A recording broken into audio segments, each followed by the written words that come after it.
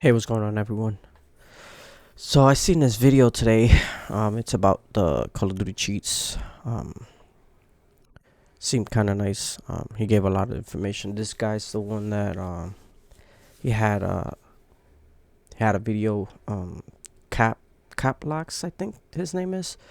Um, he had interviewed him before, and this is kind of like part two. He's explaining more from he explains stuff like new stuff, and then he talks, or he also talks about stuff that he had talked before, he had mentioned on Caplocks. So yeah, just give it a Everyone seems to be feeling the impact of cheating and its current effect within Call of Duty Warzone. But what about the near future? Could it actually get any worse? This is my interview with Call of Duty's largest cheat provider.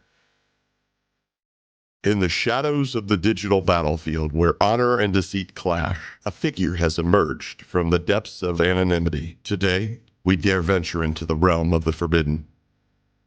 The domain of Call of Duty cheat providers. Brace yourselves, for we are about to have a chat with one of the largest Call of Duty cheat providers, the enigma known as Ziebler of Phantom Overlay, a name whispered in hushed tones amongst various anti-cheat teams.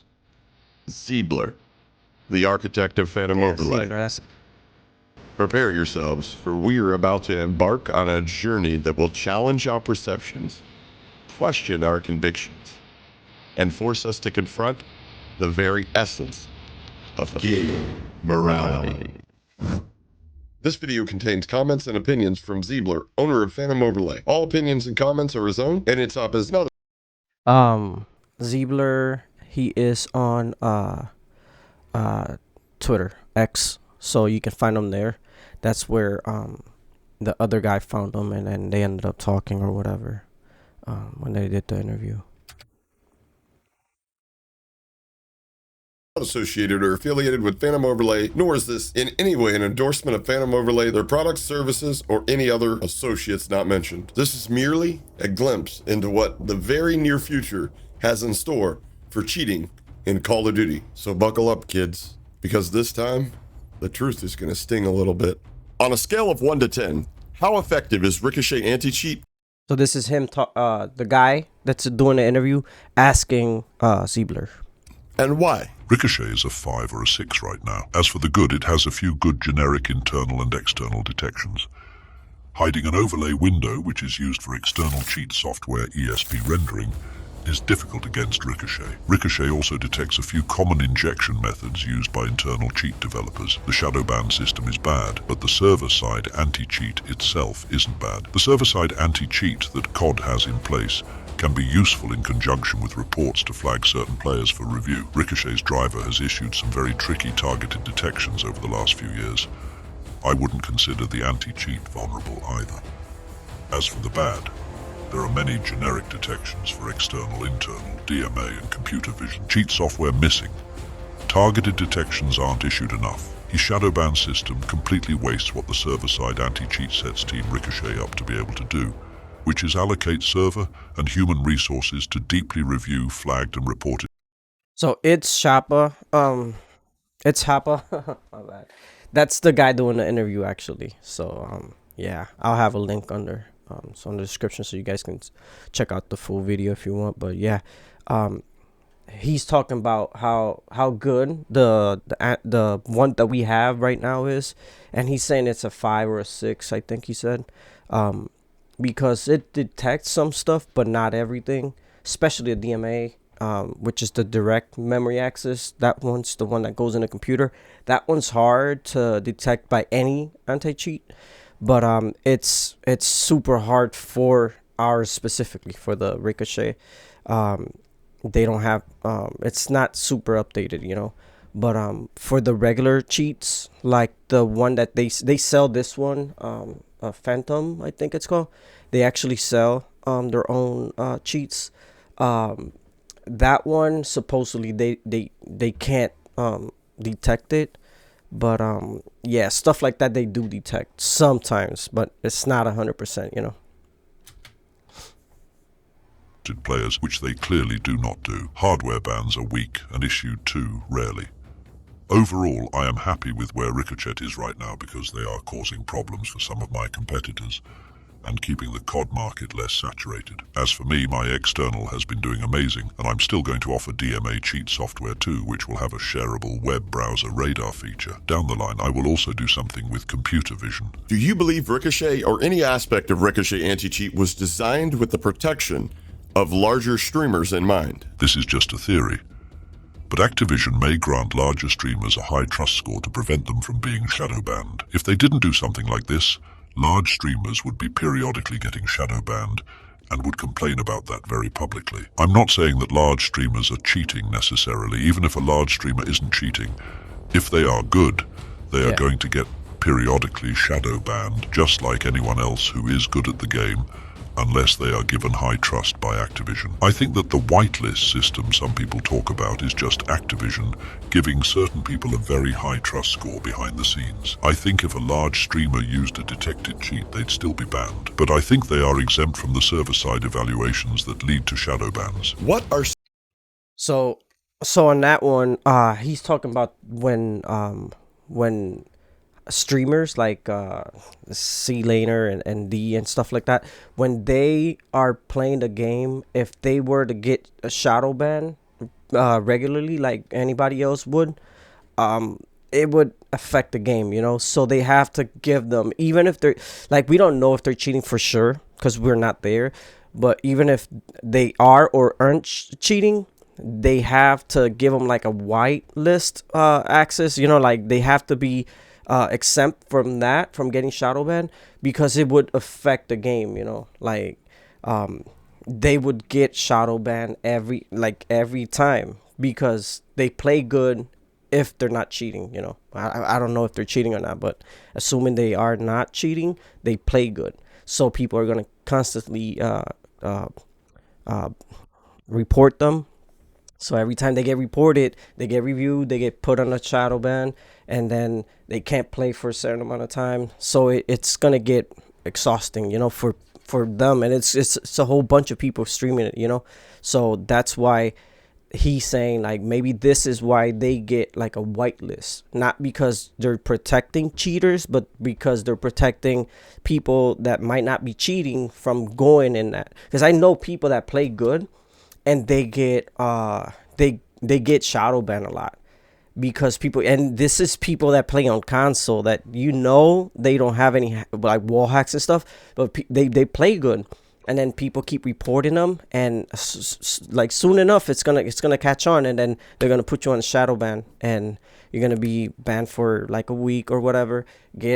Nothing happens because you're not cheating. You get put back in a regular room or whatever.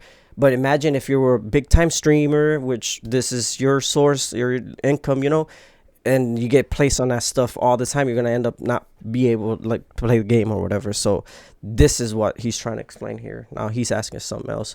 What are some of the pros and cons of a game using an anti-cheat built in-house, such as Ricochet anti-cheat, versus that of a third-party anti-cheat, such as Easy anti-cheat? The benefit of using an in-house anti-cheat is that you can integrate your anti-cheat with your game easily. The game developers and the anti-cheat developers are working for the same entity, so sharing source code and communicating becomes very easy. The anti-cheat team could advise the game development team during the development of the game, which can be extremely beneficial. For example, the anti-cheat team might advise someone doing artwork for the game to make enemy models such that they are visible to humans but not overly easy to detect with computer vision. The anti-cheat team could also advise the game developers regarding secure practices regarding client and server. Implementations like a fog of war system where the server doesn't communicate locations of enemies to the client until that information becomes relevant are also easier to implement if the anti-cheat team is working closely with the game development team early on. It may seem like I am recommending an in-house anti-cheat over a third-party anti-cheat, but I'm not. The massive drawback of an in-house anti-cheat is that the company in charge of the anti-cheat team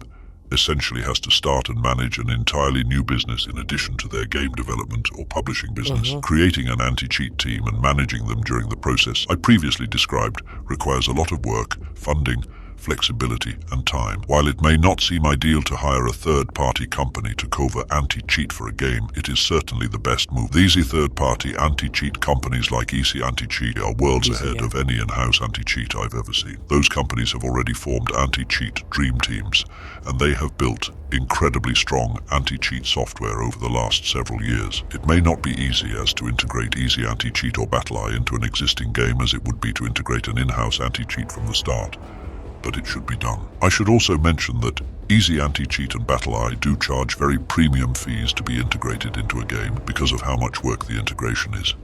These fees are worth it. Is there So here he's talking about what is it better for you to make your own anti-cheat, or should you buy like a purchase one from somebody else, like I believe Easy is from Epic. I think, I'm not sure. I'm pretty sure it is, but I can't remember. So Easy is the one that Fortnite uses, and I think Apex, Rocket League, you know. So this one is really good, and he's saying like they were better off going with that one, but then you would have to pay for it. You know, it's gonna cost you a lot, rather than making your own, because now you're working on making a game, like updating the game every season and stuff, or mid-season and stuff, while at the same time you got to be updating that anti-cheat, and you know, it's a lot of work. So you're better off paying someone else to do the work for you, but then again, they need to make that anti-cheat work for your game, because it's not the same. Say for example, we have UAVs, so they have to make sure that a player doesn't have a UAV running 24/7, right? So they would have to add that to the anti-cheat already. That's already done for some other game. Now they got to add that to it. So it's got to be specific for Call of Duty. That's kind of like what he's trying to say. So it's probably cost them more, you know, to run it than to make or use someone else's rather than make your own. But it's safer because it's already a set, like, you know, established one.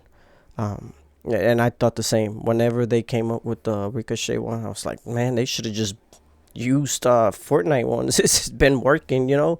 You hardly heard about cheaters over there. Like, it was really good. But I don't know. I mean, they might get this one working. I'm hoping by when we get the new Verdansk, it's working, you know.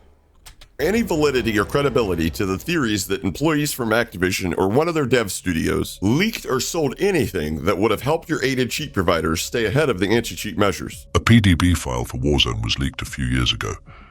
I have no idea how that happened, but it seems like someone on the inside was just negligent. I don't think that anyone from the inside was cooperating with a cheat developer. I've seen PDB files leak for multiple games in the past, and there are many ways for that to happen without cooperation on the inside. For those who don't know what a PDB file is, just think of it as something that makes reverse engineering the game easy. It's not something that the end user of the game is supposed to obtain. Has Ricochet or anything related to the anti-cheat ever detected any aspects or features related to ESP wall hacks from any Call of Duty cheat provider? Ricochet detected constant UAV a few years ago, which caused a ban wave for basically every provider besides Phantom Overlay. I told my users I wasn't going to add that feature because it was an easy detection vector. Ricochet has also detected some overlay windows of external cheats, surely just like every anti-cheat has.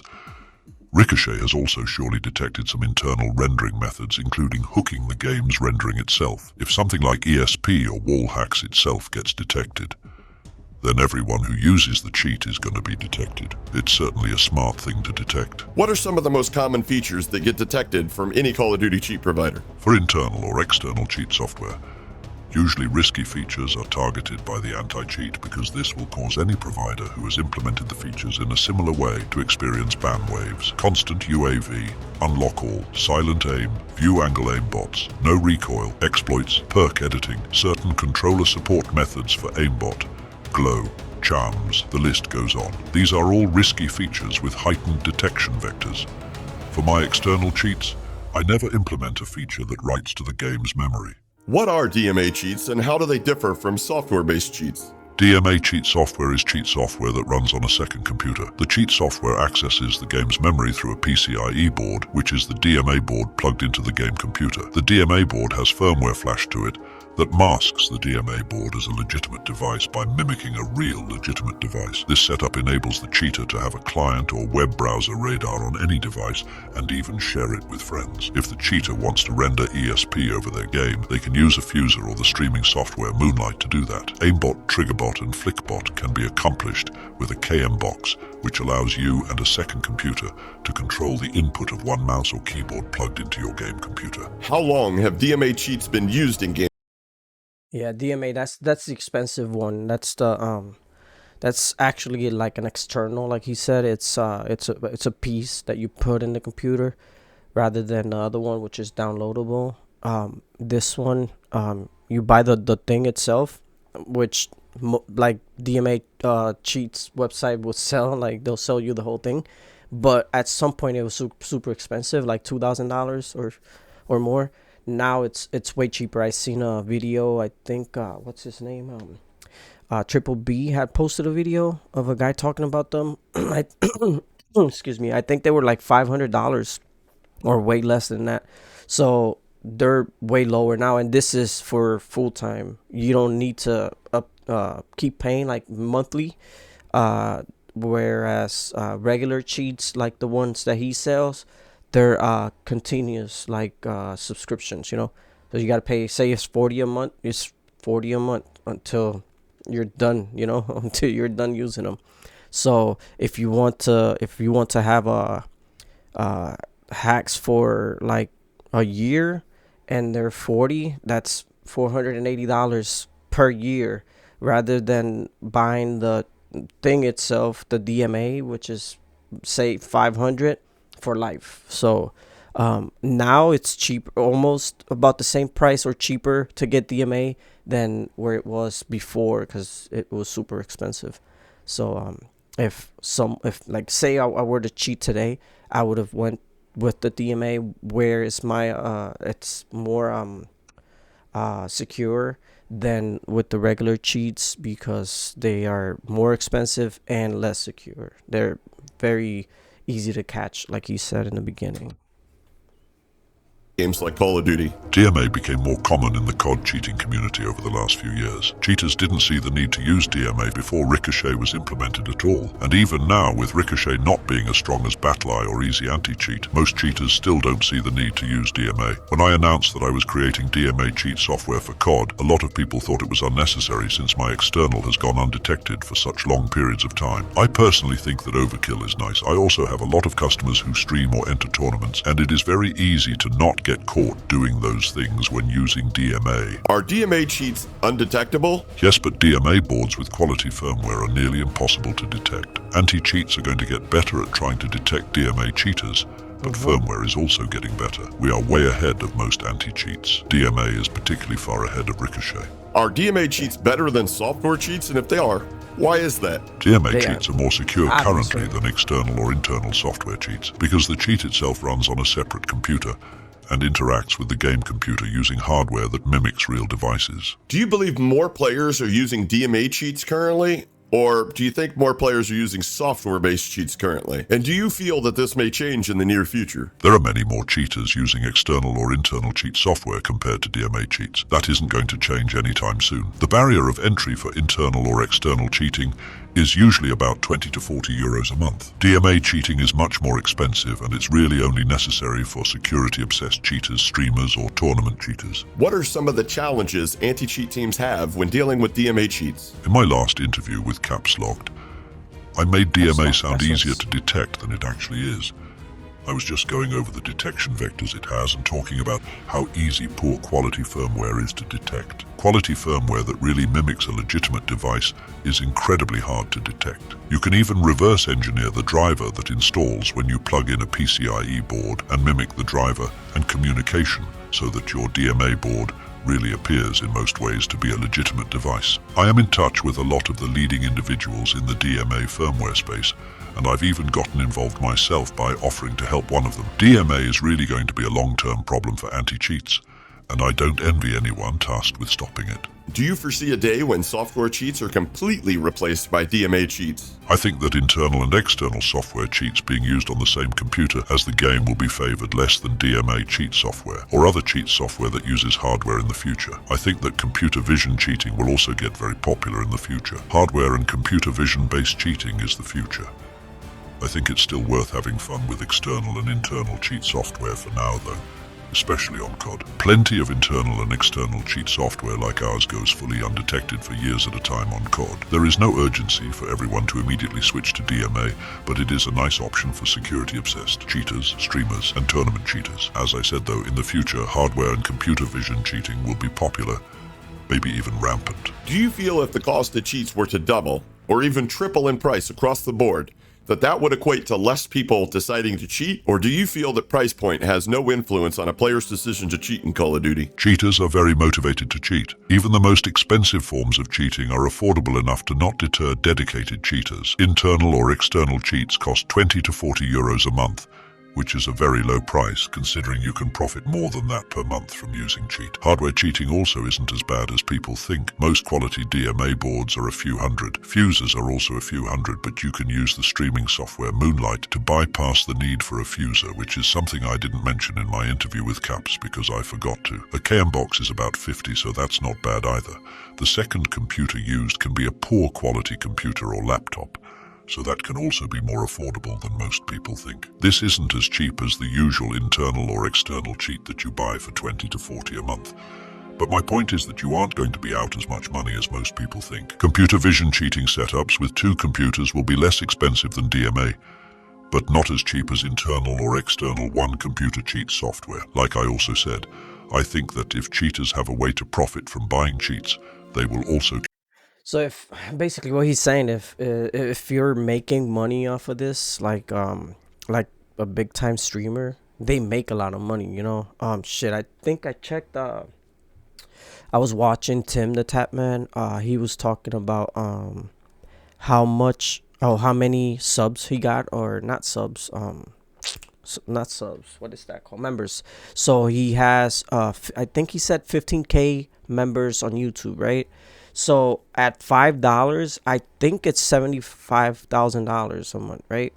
I think, I'm not sure. I did the math, but that was about a month ago. So say he makes $75,000 a month, and this setup costs you what, $1,000 at most. They update computers all the time, so they got computers laying around, so they don't need a computer. All they need is the DMA itself. So they get a DMA for $500 to $1,000, whatever it cost at the time. They're gonna make way more money, you know. So that's what they're trying to say. Like, if you're making money off of this, you better off go with the DMA, and make your money. I mean, I wouldn't do it. It's not worth it. I think it'll take the fun off of it. But I mean, if you're gonna make money like they are, they don't feel guilty. They're making their money, so that's what he's trying to say here. Care less about how much they have to spend. For example, many of my customers seem to cheat for money or make money streaming. I also know that people are going to rent out my shareable web browser Radar as a service. Well, Ziebler, we thank you for your time and honesty and making yourself available to answer these questions that, quite frankly, Call of Duty could have answered themselves but choose not to. But before we let you go, we have one last question for you. You had mentioned that a lot of your customers are content creators, streamers, and wager scene kids. My question to you is, out of all of these customers that stream, who happens to be the largest streamer using Phantom Overlay cheats currently? Yes, this is correct. A lot of my customers do profit from their cheating endeavors. But the largest streamer who happens to be using my cheats, well, that one is pretty easy. Her name is... The video ended. I don't think he was gonna say it anyways, but it feels like it's got a part 2. So if they do bring a part 2 to it, I want to watch it and react to it. I like when they do videos like this, because you know how it works. I know when a cheater kills me like 99% of the time, and I've reported most of them, and most of them gotten banned. and I get the little notification on the side where it says successful or whatever. Um, and I get a bunch like successful ones. God knows if they're getting banned or not, but they're at least I think they are, you know.